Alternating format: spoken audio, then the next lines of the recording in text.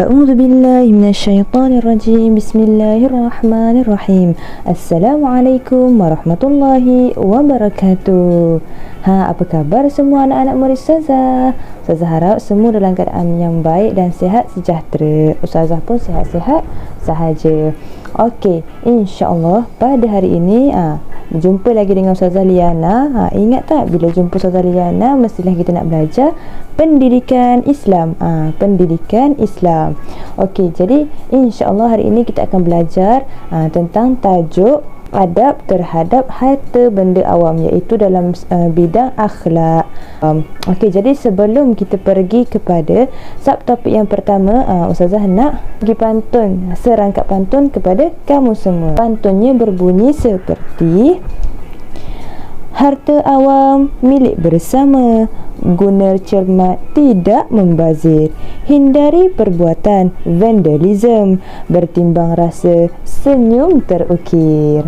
Okey, jadi jom kita pergi kepada subtopik yang pertama. Okey, alhamdulillah, jom kita sama-sama pergi kepada subtopik yang pertama, iaitu adab terhadap harta benda awam. Okey, macam mana adab terhadap harta benda awam ni? Okey, yang pertama adalah menggunakan harta awam dengan cermat. Menggunakan dengan cermat, kita tak merosakkan harta benda awam, kita guna dengan berhati-hati, cermat kan. Okey, yang kedua, mematuhi peraturan yang ditetapkan. Contohlah kalau kita pergi satu tempat awam kan, seperti bank ke, ataupun kita pergi tandas awam, ataupun kita pergi perpustakaan awam, kebiasaannya akan ada peraturan yang disediakan, seperti jangan bising, tolong senyap, tolong flush selepas buang air besar kan, contohlah.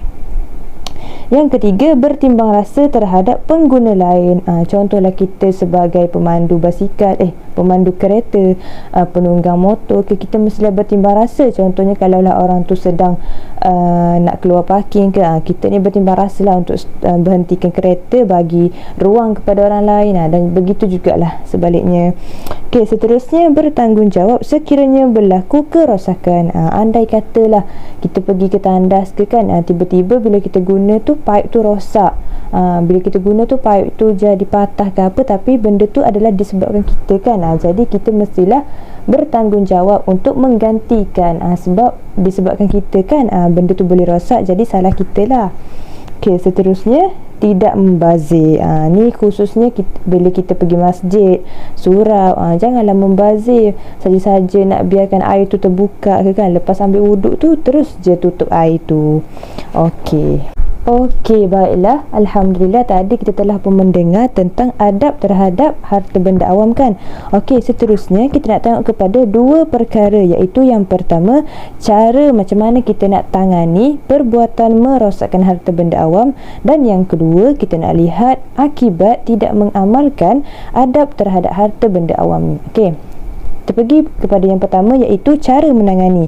Okey, yang pertama, memberikan pendidikan agama yang sempurna. Supaya bila mana kita ada pendidikan agama yang sempurna ni, kita tahulah kan yang mana baik, yang mana buruk. Jadi perkara tu bolehlah mengelakkan kita ni daripada melakukan perkara yang merosakkan harta benda awam. Okey, seterusnya, yang kedua, menunjukkan contoh teladan yang baik. Okey, seterusnya, memberikan nasihat dan juga teguran. Okey, seterusnya, mengadakan kempen yang bersesuaian. Contohnya kita adakan kempen menghormati menggunakan harta benda awam yang cermat. Kita adakan kempen pendedahan tentang kepentingan harta benda awam. Okey, seterusnya, melakukan pengawasan terhadap harta benda awam. Maksudnya orang yang berkenaan, orang yang pihak atasan lah yang menjaga ataupun bertanggungjawab untuk menjaga harta benda awam ni, membuat rondaan ataupun pengawasan lah kan, untuk melihat macam mana cara orang menggunakan harta awam ni, macam mana keadaan harta benda awam ni, supaya kalau ada kerosakan ke apa, kita boleh tengok mungkin ada salah laku ataupun pelaku yang merosakkannya ke. Okey, seterusnya, yang terakhir, bersikap prihatin terhadap anggota masyarakat. anggota masyarakat.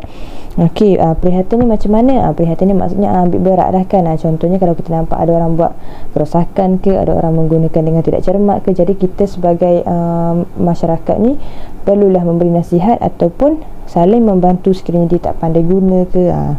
Okey, seterusnya kita pergi kepada akibat tidak mengamalkan adab terhadap harta benda awam. Okey, yang pertama akan berlakunya pembaziran. Okey, seterusnya yang kedua, menyusahkan orang lain. Kita akan menyusahkan orang lain lah, sebab contohlah kan, bila kita guna dengan tidak cermat, kemudian orang yang lepas kita tu, orang yang seterusnya nak gunakan tak boleh lah, sebab kita dah rosakkan. Okey, seterusnya banyak kemudahan rosak dan musnah. Okey, kalau kita tak menjaga harta benda awam ni, banyaklah benda yang rosak dan kemudahan pun akan hilang, tak dapatlah digunakan. Seterusnya masyarakat akan berpecah belah dan terakhir sekali ekonomi negara terjejas. Yelah, sebab nanti kalau ada pelancong dari luar ke kan, atau ada sesiapa yang nak menggunakan yang di luar kawasan negeri kita ke, di luar negara kita ke, datang merosakkan harta benda tu. Jadi bila kita rosakkan, jadi buruklah nama Malaysia kita ni, buruklah nama negeri dan juga negara kita. Okey, seterusnya kita nak sambung kepada kepentingan mengamalkan adab terhadap harta benda awam. Okey, kepentingan ni terbahagi kepada 3, iaitu secara individu, masyarakat dan juga negara. Okey, yang ni yang pertama, melatih diri supaya lebih berdisiplin, memberikan kemudahan dan keselesaan kepada pengguna lain. Okey, kalau masyarakat pula mewujudkan suasana yang harmoni. Seterusnya, masyarakat dapat memanfaatkan penggunaan harta benda awam dalam tempoh yang lama. Okey, dan seterusnya dari segi negara, menaikkan imej negara.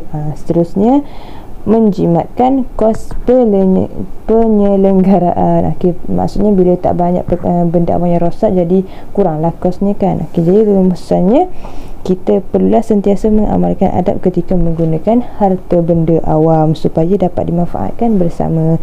Ialah bila kita tengok harta benda awam ni kan yang digunakan oleh semua orang, jadi kita ni mestilah ada common sense, mestilah ada perasaan untuk menjaga, ada rasa tanggungjawab dan prihatin terhadap orang lain yang nak menggunakan juga. Okey, jadi itu sahaja perkongsian Ustazah pada hari ini tentang akhlak adab menjaga harta benda awam. Nanti seterusnya Ustazah akan bagi latihan di Google Classroom dan juga di WhatsApp.